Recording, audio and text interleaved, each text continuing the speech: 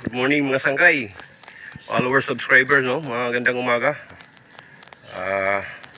Andito tayo ngayon sa Carigara Public Cemetery, no? Dating public cemetery na ngayon pinamamalahan na ng ARCAP, Archdiocese of Palo, no? So pumunta tayo rito maaga pa para maabutan natin o makausap itong namamahala rito. Kasi may mga reklamo tayo na natatanggap mula sa ating mga kapatid, no? Kahapon dalawa yung nag-message sa akin na 3 buwan na daw mahigit yung kanilang mga nakalibing pero wala pang lapida. So kausapin natin, tanong natin kung ano yung mga problema, bakit ngayon wala pa. Kasi sa pagkakalam nyo guys, para sa mga kapatid natin ito pangalawang beses, so ngayon pangatlo. Hindi na po pwede magtrabaho dito yung mga tagalabas, no? May sarili silang empleyado rito mula sa Archdiocese of Palo. Sila yung namamahala dito. Wala nang mga mason o mga panday na manggagaling sa labas. Kanilang tao, sildado nila yung magtatrabaho dito. Hindi na ho basta-basta. Kaya sila na yung bahala sa lahat dito. Ewan ko kung pati yung paglilinis kasi nakikita ko yan ang haba ng mga damo-damo, no? Hindi natin alam kung pati yan i-cover nila. So walang tao rito, nakapadlock yung pinaka chapel dito ata nag-uopisina, kasi dito ko nakausap dati si Marvin Brosas. So ayan, ito yung mga bagong ng lipat ng mga abo o mga buto. Ito yung mga chamber na tinatawag nila ng mga nakalibing na medyo matatagal na. Ito yung barracks. Tanong tayo, may tao ba? Wala ata. Mopay. So ayan, ito yung mga sinira na guys. Ayan. Kasi base doon sa nakasaad sa kanilang post doon sa tarpaulin, yung mga matatagal na minatay, yung nakalibing dito, 10 years, 8 years above, no? Pwede nang hukayin at saka ilipat doon sa bone chamber na tinatawag nila. Yan yung babayaran mo ng 5,000 pesos tapos yung 1,000 pesos para sa lapida ata. So wala pa. Ito, mga bago. Ayan. Masukal ngayon dito kasi naglilinis lang naman itong sementeryo na ito pag pag pista minatay, pag November, no? Ayan, marami nang pinagkunan, ibig sabihin marami na rin yung nailipat. Ayan, marami nang giniba, marami nang sinira na mga nitso na mga matatagal na siguro ito. Ito na yung nagpakalipat siguro doon. So talagang nag-uumpisa na yung kanilang pagde-develop o pagsisira nitong mga para ma-develop at maisayos. Kaya lang yung may mga tanong tayo na dapat masagot din nila, no? Mga tanong ng ating mga kapatid, no? Mga kababayan natin. So ayan, dito yan sa Carigara Cemetery. So dahil maaga pa nga, mga sangkay, wala pa tayong naabutang tao rito. Babalik na lang tayo mamaya. So yun, nakita nyo naman yung mga nitso na mga luma na pinagbungkal na. Ayan, iyon, 1972 pa. Inumpisahan na nilang ilipat yung mga buto ng mga labi, ng mga namayapa nating mga ninuno, mga kapatid natin dito sa sementeryo na ito, no? So isa lang naman concern natin ngayon dito para masagot ni Marvin Brosas, yung namamahala dito. Dating na-interview ko na yan dati sa una kong vlog. Pagkipasyalan nyo na lang guys sa page natin sa June Aguha kung bakit ganun katagal yung lapida. Kasi may nag-message sa atin kahapon, dalawa, nakikisuyo, napuntahan natin ito. Gawa nga ng magbabakasyon yung isang anak, pero wala pang lapida na nakakabit.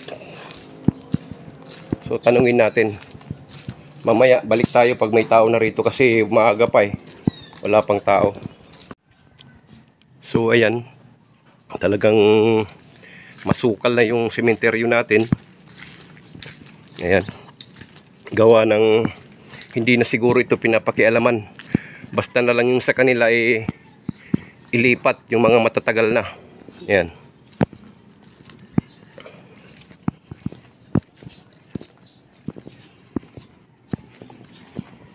Base sa nakasaad dun sa kanilang post, saka kanilang tarpaulin, no? Hindi Manabubi sa Kariyas, asawa ni Tony, kay tatay ni paring Bimbo. Shoutout paring Bimbo dyan sa sa US.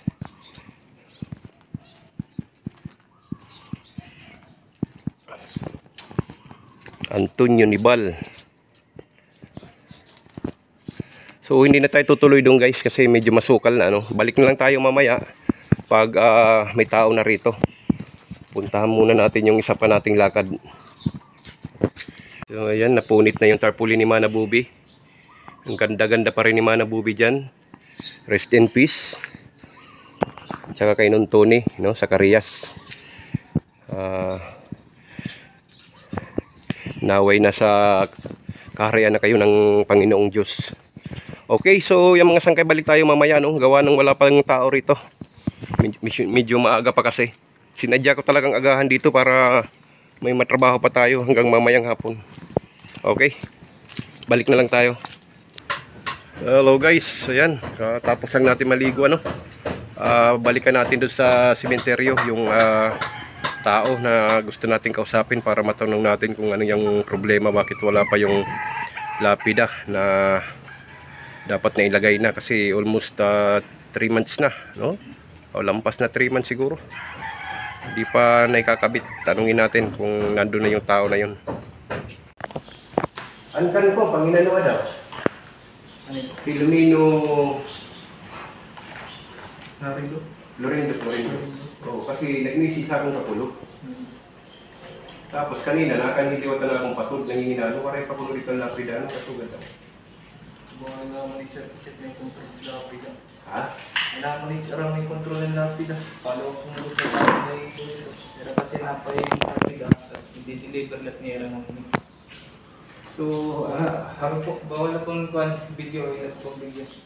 So, ayan guys, nandito na tayo sa bahay, sa labas. Galing na tayo ng sementeryo. So, base din sa sinabi ni Sir Marvin Brosas, yung naka-assign doon sa sementeryo, bali yung natatagalan daw yung lapida, gawa ng hindi naman niya direktang hawak yun. So, dumadaan yun sa kanilang HR, So, yung HR nila, sa opisina nila, sila yung nagpapagawa ng mga lapida, tapos ipinapadala dito sa sementeryo, dito sa Karigara. Tapos kakabit na ng mga tauhan nila dito. So humingi ako ng number ng naka-assign na tao doon sa HR nila, si Ma'am Gisaline Layot, So ibibigay ko kay Ma'am Estelita Florendo yung numero para sila yung magkausap o matawagan nila yung opisina para malaman nila kung ano yung problema, bakit natagalan, So sa mga hindi pa nabibigyan ng lapida, so ilalagay ko yung numero nila dito sa link para matawagan nyo rin, para mas masagot ang inyong mga katanungan, kasi sa ngayon daw focus sila sa renovation. So parang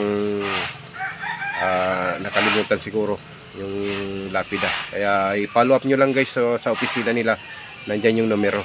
Okay, thank you so much. Good morning sa ating lahat guys, sa mga kababayan natin dyan na hindi pa hindi aware dito sa mga nangyayari dito sa sementeryo. Panoorin nyo yung mga video natin guys, at saka mag-comment kayo doon. Okay, thank you so much. Good morning, shoutout sa ating lahat.